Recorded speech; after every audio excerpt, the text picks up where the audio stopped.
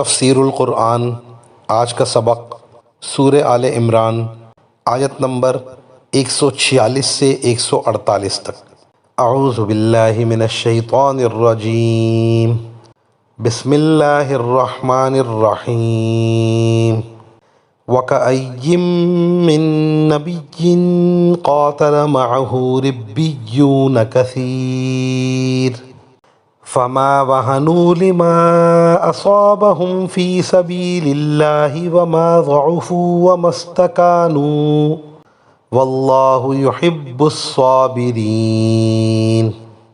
وما كان قولهم إلا أن قالوا ربنا اغفر لنا ذنوبنا وإسرافنا في أمرنا وثبت أقدامنا وانصرنا على القوم الكافرين فآتاهم الله ثواب الدنيا وحسن ثواب الآخرة والله يحب المحسنين۔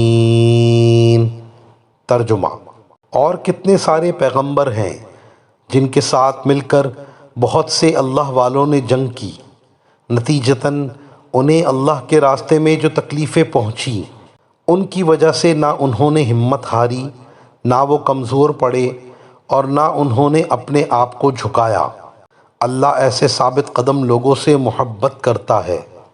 ان کے منہ سے جو بات نکلی وہ اس کے سوا نہیں تھی کہ وہ کہہ رہے تھے، ہمارے پروردگار ہمارے گناہوں کو بھی اور ہم سے اپنے کاموں میں جو زیادتی ہوئی ہو اس کو بھی معاف فرما دے، ہمیں ثابت قدمی بخش دے اور کافر لوگوں کے مقابلے میں ہمیں فتح عطا فرما دے۔ چنانچہ اللہ نے انہیں دنیا کا انعام بھی دیا اور آخرت کا بہترین ثواب بھی، اور اللہ ایسے نیک لوگوں سے محبت کرتا ہے۔ دنیا میں عہد قدیم سے ایمان اور کفر کی جنگ رہی ہے۔ سیدنا حضرت آدم علیہ السلام کی اولاد میں جب سے اہل کفر کا وجود ہوا اسی وقت سے اہل ایمان اور اہل کفر کا آپس میں مقابلہ اور مقاتلہ ہوتا رہا ہے۔ حضرت انبیاء کرام علیہم السلام کے جو ساتھی تھے ان کو اپنے اپنے زمانے میں کافروں سے جنگ کرنی پڑی۔ دشمن کے مقابلے میں ان حضرات نے جانوں کی بازی لگائی۔ ان آیات میں ان حضرات کی تعریف فرمائی کہ انہوں نے اللہ کی راہ میں جنگ کرنے میں ہمت نہ ہاری، نہ سستی دکھائی، نہ دشمن کے سامنے عاجزی ظاہر کی، صبر و ثبات اور استقامت کے ساتھ جنگ کرتے رہے۔ عمل تو ان کا یہ تھا اور قول یہ تھا کہ اللہ جل شانہ سے گناہوں کی مغفرت مانگتے رہے اور اپنے کاموں میں جو کچھ اسراف ہوا یعنی حدود سے آگے بڑھ گئے اس کی بھی مغفرت طلب کی، اور کافروں کے مقابلے میں اللہ تعالیٰ سے مدد مانگتے رہے۔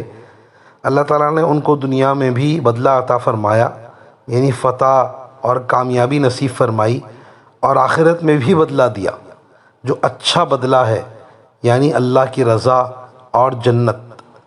امت محمدیہ صلی اللہ علیہ وسلم کے لیے ان تمام امور میں عبرت اور نصیحت ہے کہ تم سے پہلی امتیں اپنے انبیاء کرام کے ساتھ دشمنوں کے ساتھ جم کر لڑیں، وہ مصائب اور شدائد سے نہ گھبرائے۔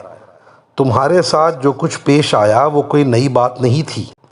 اللہ والوں کو ایسی مشکلات پیش آتی ہیں، دشمن اپنی کوششیں جاری رکھتے ہیں، جنگ کرنی پڑتی ہے، اپنے آدمی مقتول بھی ہوتے ہیں۔ ہر صورتحال پر قابو پانے کو اپنا وتیرہ بناؤ اور جم کر لڑو، سستی اور کمزوری نہ دکھاؤ، دشمن کے سامنے عاجزی نہ دکھاؤ۔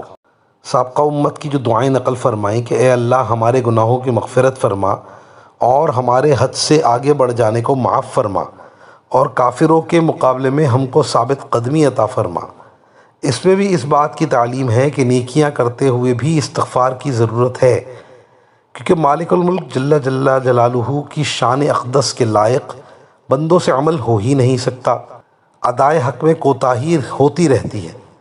لہٰذا جو حضرات جہاد میں یا کسی بھی نیک عمل میں مشغول ہوں استغفار بھی ساتھ ساتھ کرتے رہیں۔